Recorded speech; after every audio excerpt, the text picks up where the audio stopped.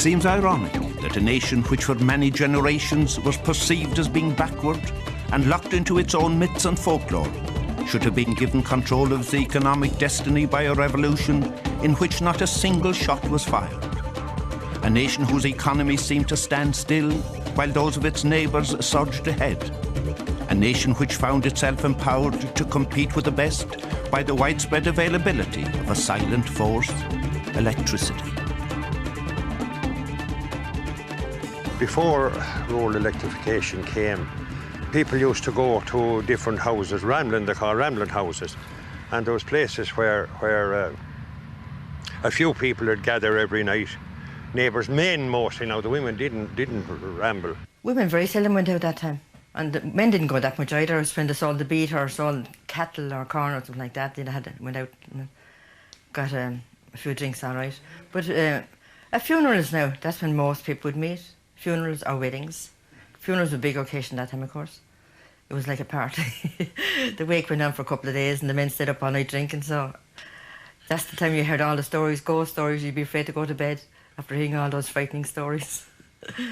And the neighbours all gathered at Binty's to pay their last respects to the dead. And the schemer arrived around midnight and he parked at the top of the bed. And McDonough was telling ghost stories about all the times he heard the Banshee.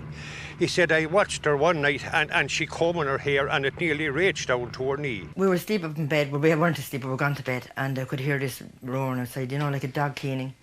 And I got up and got out the window, and my father heard me and says, what are you doing up out of your bed? I said, there's something outside crying. He says, go to bed. He says, there are greyhounds up the road. So we heard it. It went on for ages. We heard the Banshee cleaning. So the next morning, there's an old lady, only lived 2 doors away from us, had died. Radio Eireann. Here is the weather forecast for the rest of the day. The radio was the only source of entertainment, and particularly coming up to the big games, the radio would be always spared. Particularly coming up to Dail Eireann, the previous Thursday or Wednesday, the battery would have to be taken to be charged at the local store. Well, we had a wet battery. See this thing here? That was our wet battery. And that had lasted for a couple of months. And the essential thing was for my father to hear the news and the match on Sundays. The idea of developing the Shannon as a national electricity supply scheme belonged to one bright young engineer with a vision of a new and prosperous Ireland. Born exactly 100 years ago, Dr. Tom McLaughlin, after a brilliant academic start, went to work as an engineer for the Siemens Schuckert company in Germany in 1922.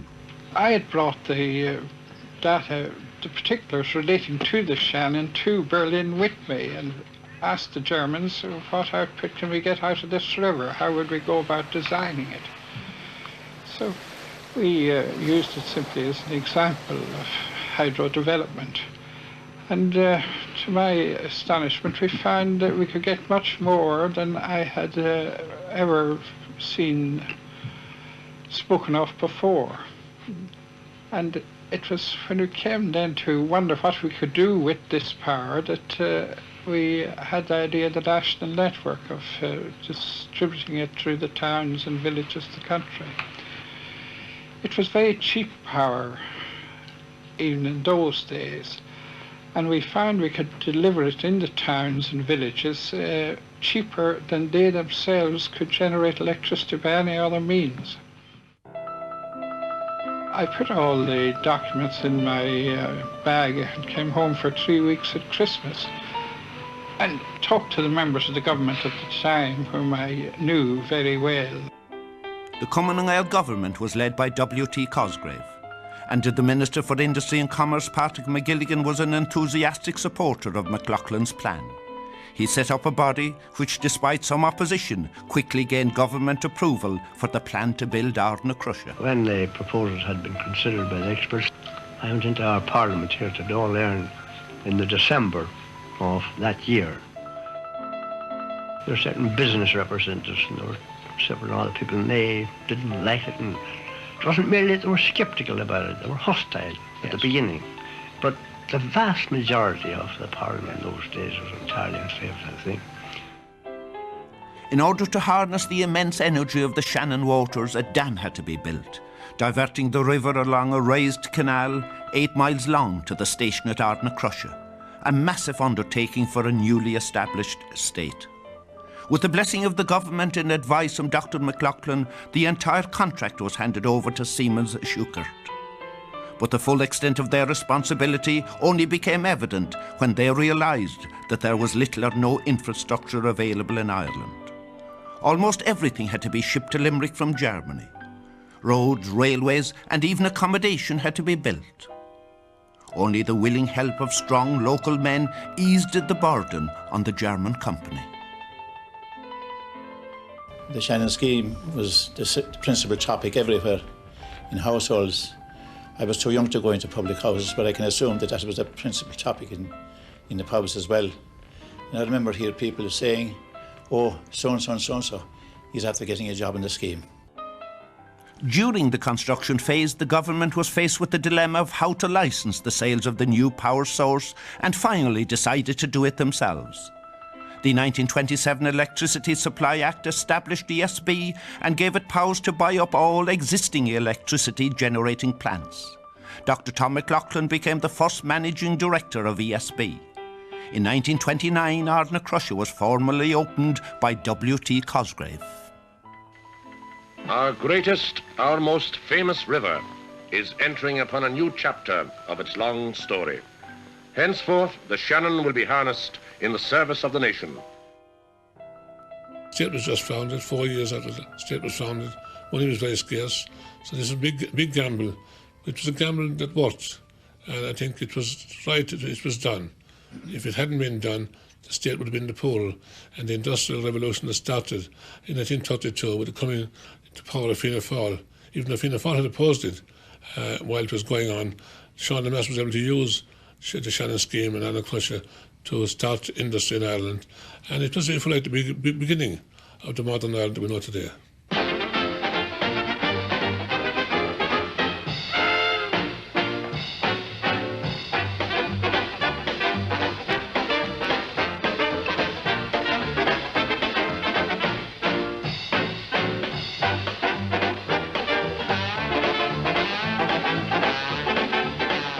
When we started work, the position was there were about 100 towns and villages in the country with the supply.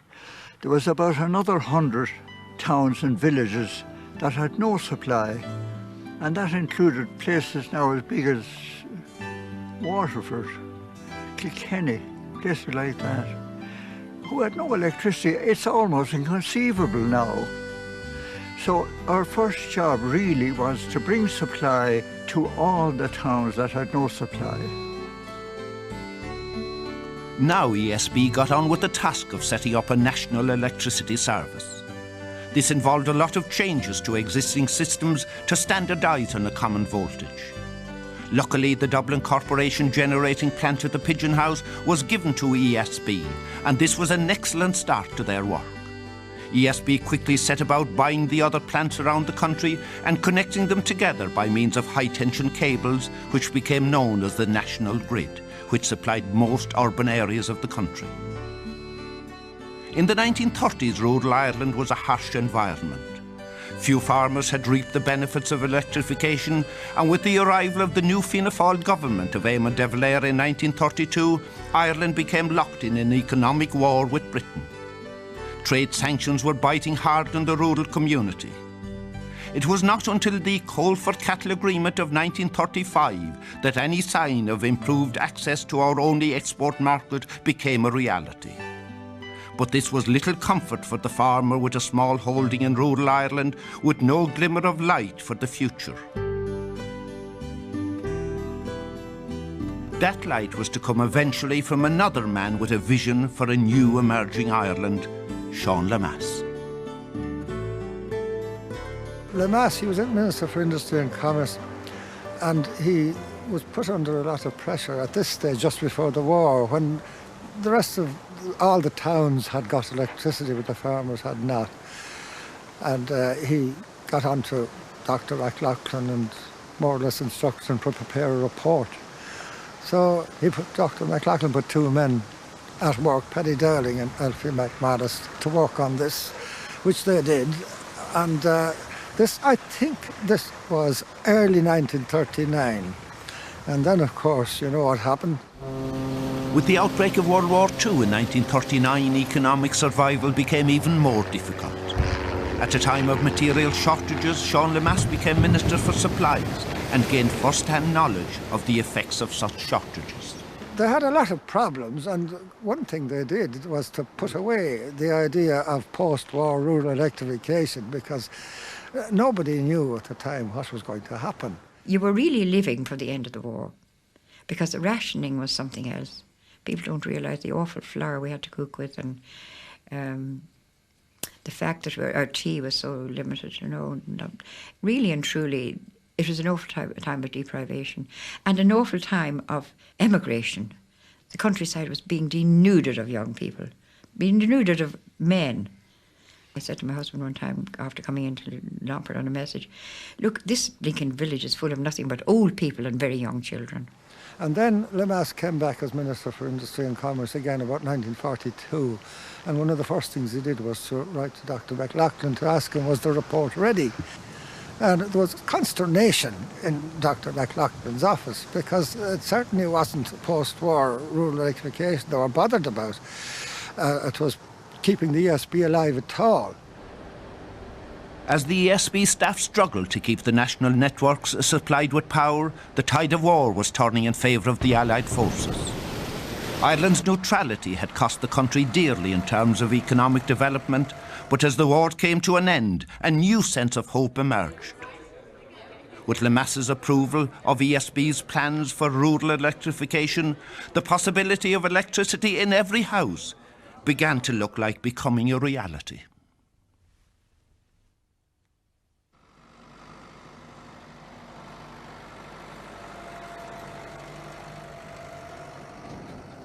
The ESB didn't carry this out by handing it over to one of the existing departments. They set up a separate department, and we called it the Rural Electrification Office. The idea of rural electrification had been around since the early days of Dr. McLaughlin's plans, but with the unique spread of population, the cost and difficulty of supplying electricity to all was enormous. Ireland was unlike most of mainland Europe, where the farming population tended to be concentrated in towns, with farmers travelling to their farms. In post-war Ireland, material shortages added to this mammoth task.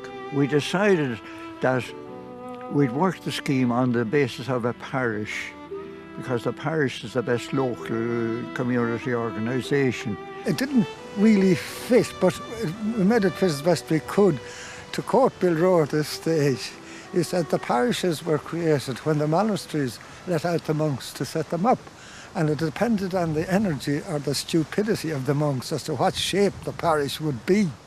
It would take about 1,000 poles to do a parish.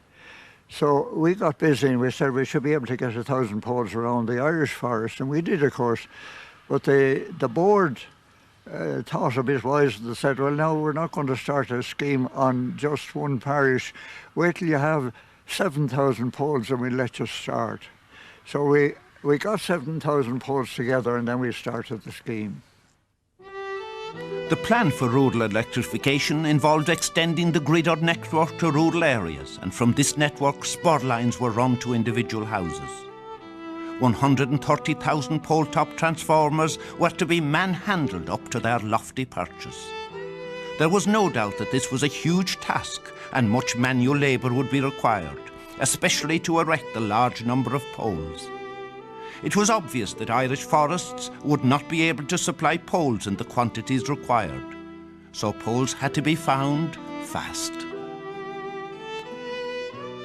We got in touch with a group of Finns who were very interested when they learned the potential market.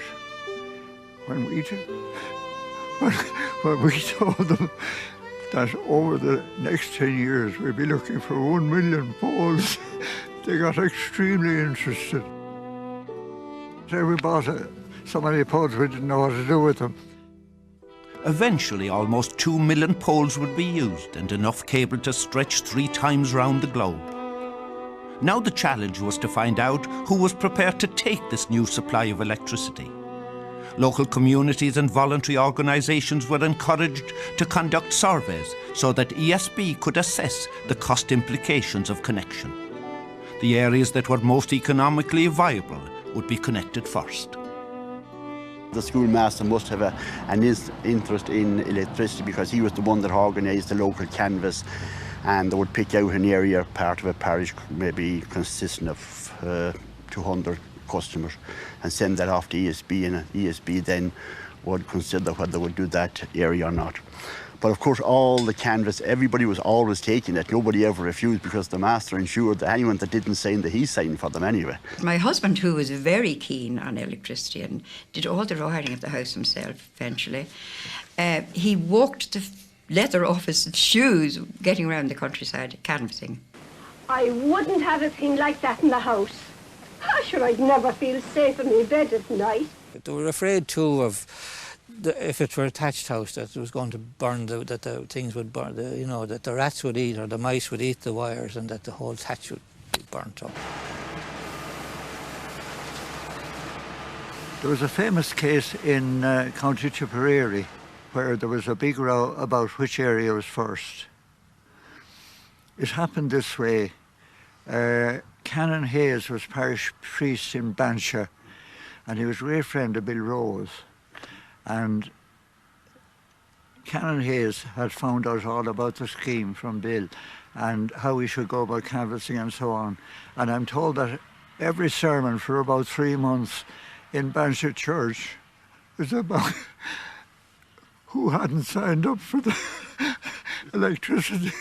And then it came up for selection. There was a selection, say, between various parishes, and obviously Canon Hayes, being the influential man that he was, Banshee was selected in 1947. So Latin Cullen Emily lost out to Banshee, but we were lucky to be selected in 1948. A lot of the local bodies had a big input into rural electrification. McLaughlin na Ferma, McLaughlin na Trohia, the ICA. What they done is they got out and they done a pre-canvass on the area to try and get a good sign-up. And a good sign-up was the key, whether you got rural or whether you didn't. Won't you sit down? I've always wanted it. I thought we'd never get it. I've a married sister in the town, and she's had electricity in the house ever since she got married. In 1953, I was appointed national organiser to Macron na Ferma.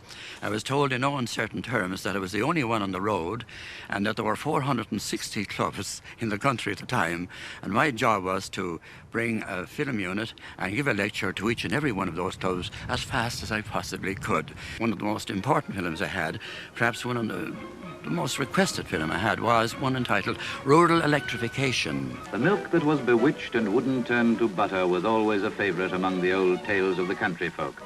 Now a new magic has appeared. Milk that is churned or separated by an invisible power, a good fairy who can be summoned at the turn of a switch.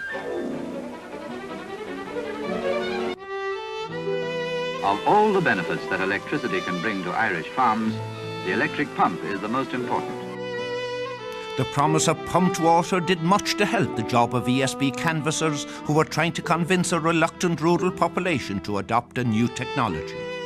It was most important that a high proportion of people accepted the new supply to make the scheme economically viable.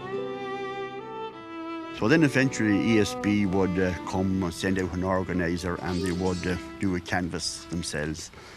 So the schoolmaster and the local parish priest had a part to play here again. They had to organise people there that night that would sign for anyone that didn't turn up to sign. So I remember being there that night, and the schoolmaster said, "Will you go in and sign for so-and-so?" He says he didn't come. So I was a young fella, 17, anxious to do me bit for the parish, and went in. And the ESB organiser handed me the form to sign. And I put down your man's name that he told me, and I thought, Christ, where does he live? Didn't know the townland he lived in, just knew him as a certain man from a certain place, but never thought of where he lived. So says the ESB man to me, he says, "Have you much land?" I say about 20 acres. He says, are you married? No, says I next year. He knew I was telling lies. I started canvassing down in County Kilkenny. I had a briefcase and documents and a post office bicycle. And we went out and lived in the country, and we went from house to house and measured them up. Now, the first week that I started, I used to bring lunch with me. And never after that. They used to fight amongst each other. If I went into a group of houses and they said to me at 12:30, you'll have a bite to eat, you sit down and have it. You go into the next house, will you sit down and have a bite to eat? Sorry, I had some next door. They were highly insulted. And on quite a few occasions, I would have to make a promise to them, look, I'll drop in on the way home this evening and have tea with you. But they were the most hospitable people you could meet. When all the residents in the new area have been canvassed and the number of prospective consumers is known, the information is passed to the district office. Once the area is selected, a survey must be made. When this is complete, the business of building the network is soon underway.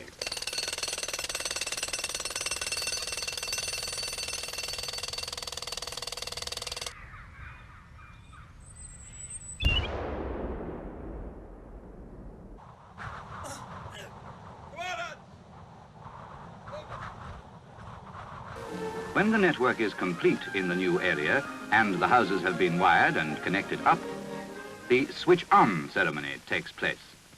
Old Town in North County Dublin was to be the first village connected in the rural electrification scheme. With the erection of the first pole in nearby Kilsallaghan on November 5th, 1946, the scheme was underway. And on January 15th, 1947, the first switch-on ceremony took place. Everybody that was gathered in the village hall. The bulbs they were using weren't strong enough, but they didn't know that. And when they switched on the power in the village hall, all the bulbs in the public house and in the houses, every bulb they had blew. After the initial hiccup, all the lights came on in the houses of Old Town. The social revolution that was to have such a profound impact on rural Ireland had begun. I would sum it up by quoting something that James Larkin Jr. said in the debate on the Rural Electrification Bill when it was going through the Dáil originally. He said, it appalls me, he said, to think that in this rural areas of this country there are about 2 million people whose intellectual development has been stifled by the want of a decent light with which to read. If we can get them that light and nothing else, we will have brought about a great change in rural living.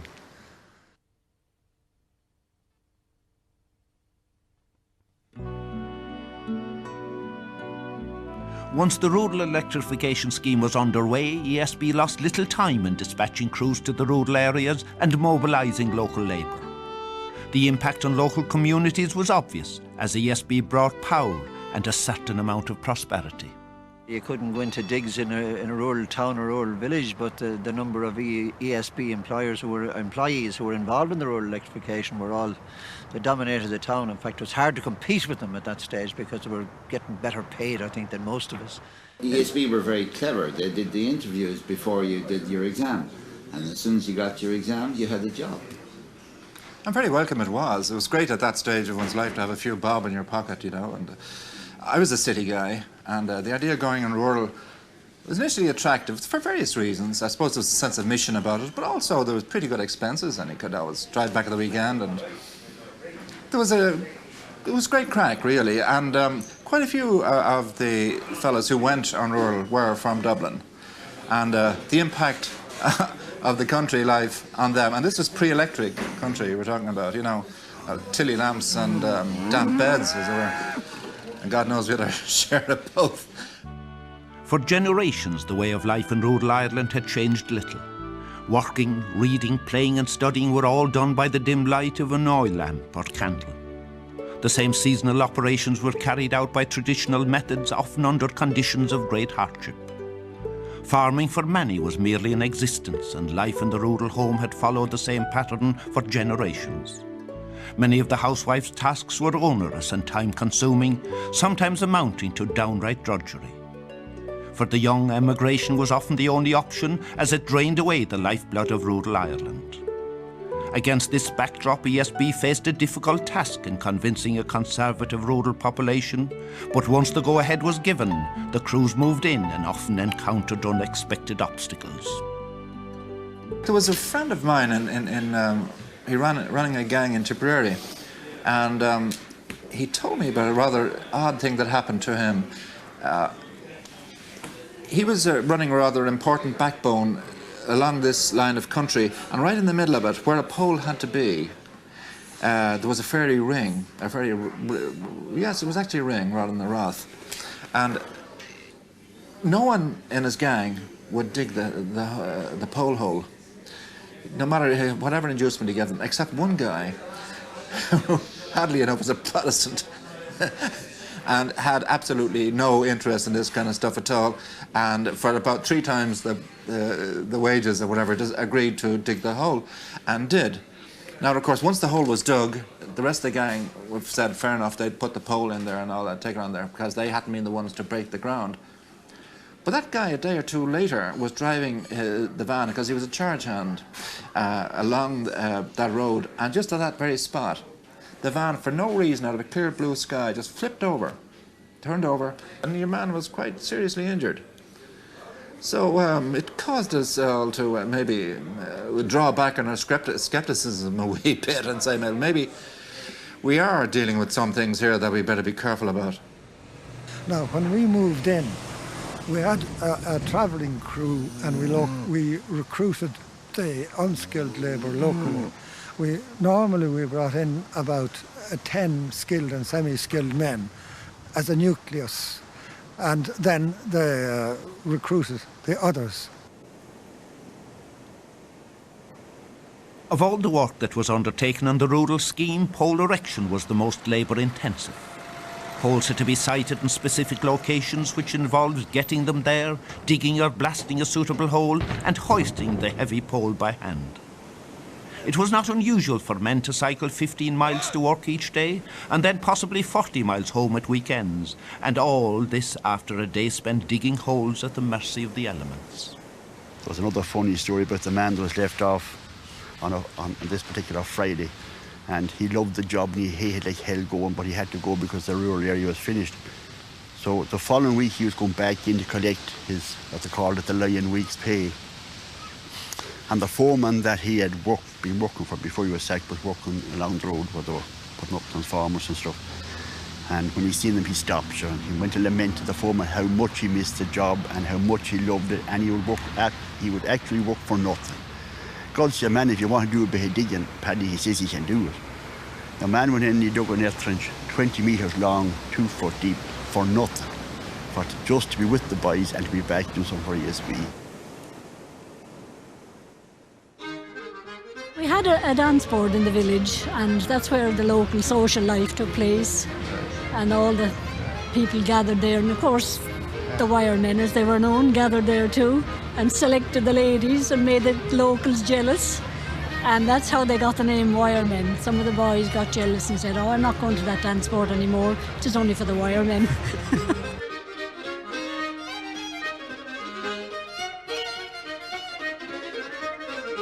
The real dread for any engineer or any crew in an area was people who backslid, who had originally signed to get the light, thereby justifying the economics for the whole operation. But then when you got there, I decided that they didn't fancy the idea and pulled out, thereby leaving you high and dry. And sometimes you had to threaten to pull out the whole gang. But the normal stroke before that was to get the PP to threaten to read them off the pulpit. And this worked for me quite well in some of the first areas. I was quite unscrupulous about asking them to do it too. We had another parish priest, and he didn't advocate it. He thought it was, if the people weren't able to pay their annual dues, well, how could they afford to pay for electricity? And he accused his curate of preaching rural electrification on Sundays instead of the gospel. So the job went on anyway, and then the switch-on came, the day for switching on the current and speeches and everything else. So the committee decided that they would wait until the parish priest went on his annual holidays, which were due, so he was gone. And they held this in the local hall, and just when they were starting the thing, in the door comes the parish priest, no doubt alerted by some parishioner or some stupid, and he marched up onto the stage and he says, well, you have it now. Well, I hope you're able to pay for it better than you're able to pay for your dues. You adopted every kind of subterfuge to try and get the cooperation of people. There was one case I remember where there was a supply required here and we wanted to go across the farmer's field, obviously, the direct way. That was going to be inconvenient for him, ploughing and this kind of thing, so he said, why don't you go around the ditch? And we told him that the current would be weakened if it went around these corners, and if he wanted a proper supply of strong electricity, he had to have the... You wouldn't get away with that now. Then the people buying their houses, it only cost them, it cost £1.50 to get in a bulb and £2.50 to get in a socket, so most people had their just 3-bedroom house wired for £10 cost to wire your house. I mean, and they settled for 4 lights and 1 socket. That's what most people got at the time. I wouldn't mind paying according to the amount of electricity I use. That's fair enough. But I don't see why I should be asked to pay a steady rent on top of that. The fixed charge was designed to cover all the fixed annual costs of the thing. Electricity charge was to cover the generation costs. It's not a rent, you know, it's an annual charge. Whatever you call it, it has to be paid, hasn't it? Oh, it has, yes, just like the rates you pay on the road. The rates? It was compared to the old ground rent of the land war, and it never lost that name. Maybe so.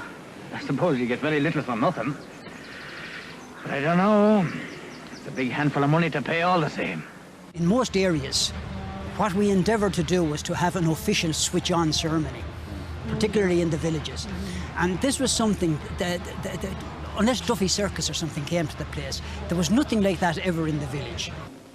I'll do the important point now and giving you some light on the subject. And by simply putting my hand on the ticker here, I'd give electricity to the countryside. Now here I am doing it for you all.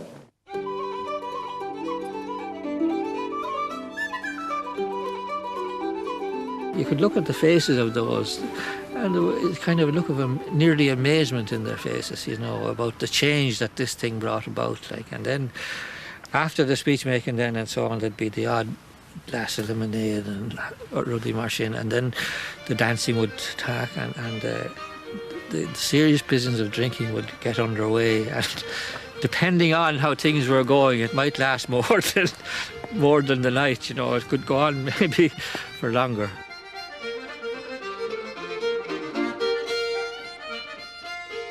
I suppose there's something to be said for it all the same. You know, it's as good as a new pair of glasses. I can remember one old couple, and they were thrilled with the fact that they could now put on the light at the bedroom door and switch it off in bed. And they were trying to see, could they trick each other with it? It was so good. One of them was in the bed and switch it off, and the other one would say switch it on. They spent about an hour thinking that this was hilarious, the way they could get on the light with 2 switches, you know. It did make life easier for them. Mind you, it didn't shorten the day, because you still had to push the vacuum around and you still had to use the washing machine if you were lucky enough to have one. But the switch of the light, but I tell you what, it made a lot more work because our houses looked very dirty when the light came on.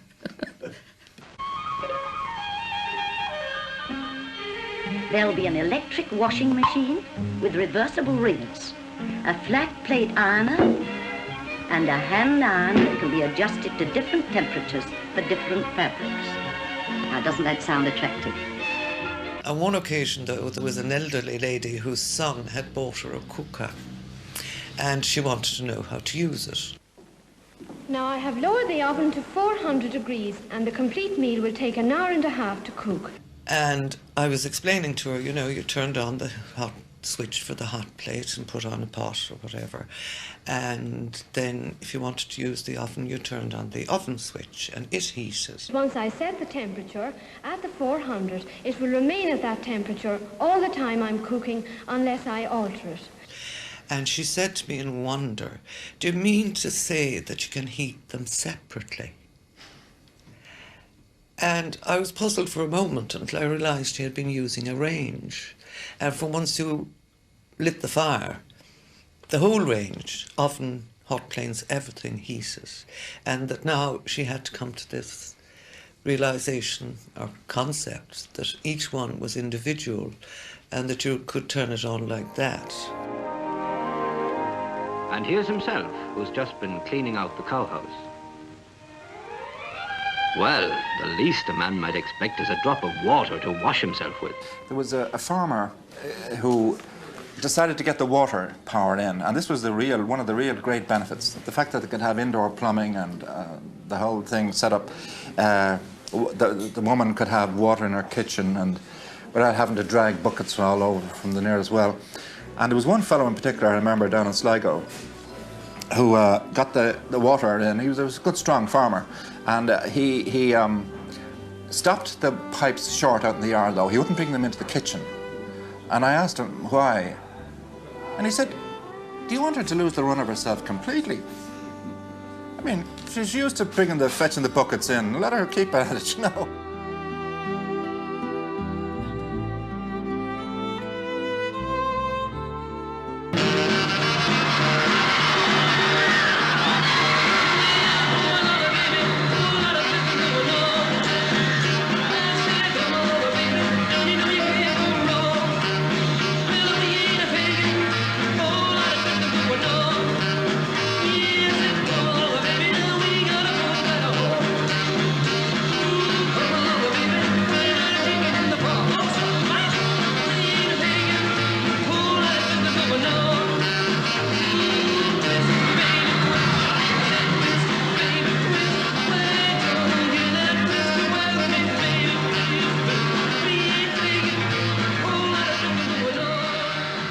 Never visualise having the entertainment centres of the size that I was associated with myself and my family without the ESB, because you wouldn't have the power to light up such a place. You wouldn't have the power indeed for the show bands and the big bands of the day. So the electrification, as I say, was the forerunner of a total social revolution really in Ireland.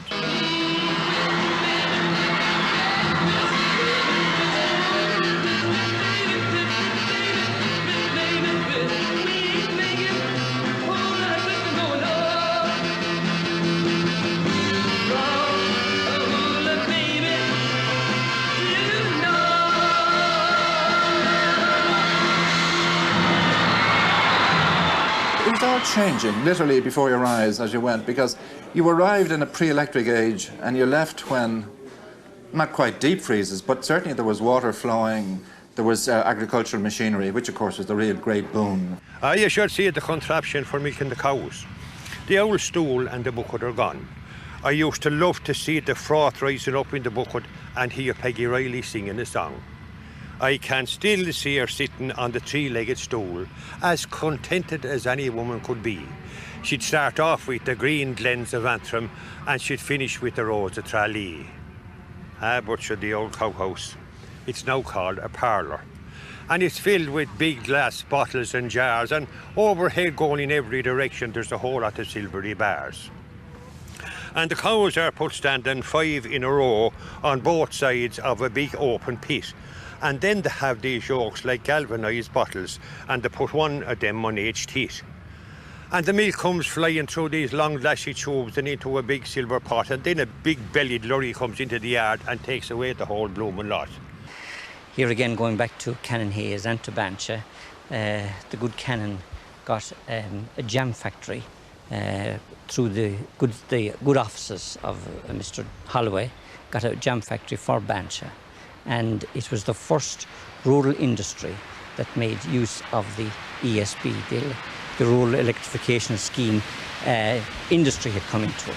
And this was a wonderful thing for people, because they now saw here was another use for rural electrification, a rural industry. The advent of rural electricity launched a new enterprise in the local landscape. It was now possible for the first time to locate industry in rural towns and villages. Small but important manufacturing plants began to appear around the country, bringing with them a new choice for young people other than working the land or taking the boat. A new era in rural life had begun. Hello there. I'm enjoying the show here at the ODS grounds at Bowles Bridge, and I am very impressed by the ESB stand. In your all-electric cottage, you'll save money and labour, and you'll have an ideal background for that Céad Míle Fáilte. What a change from the time of the horse and the cart, and you're sitting on the end of the slat, and everyone that you met on the road there was always time for a chat. But now, if you went rambling to a neighbour's house, disappointed that that's what you'd be. You'd know very well you weren't wanted, I know. They'd rather be watching TV. John Hardy was a just man. He carried a pistol every day. The night John Hardy was to be hung, there came a storm and a hail. It blew the hanging scaffold down. Shh! That's the sort of a welcome you get the minute you'd step through the door, and they wouldn't as much as turn their head if you fell in a faint on the floor.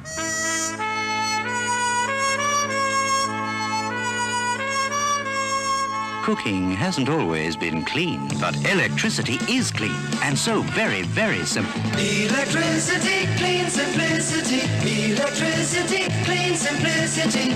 Clean, simple, and a joy to use. The greatest benefit of rural electrification was lighting, and although this agent of progress brightened the countryside, it banished forever that feared phenomenon in Irish folklore, the Banshee, for it was only in the darkness that she was able to perform. When the original rural system was devised, few people could have conceived the power requirement of modern mechanised farming. More than half of the original pole-top transformers were designed to handle a load equal to 3 plates of an electric cooker, and each transformer would typically serve 3 houses.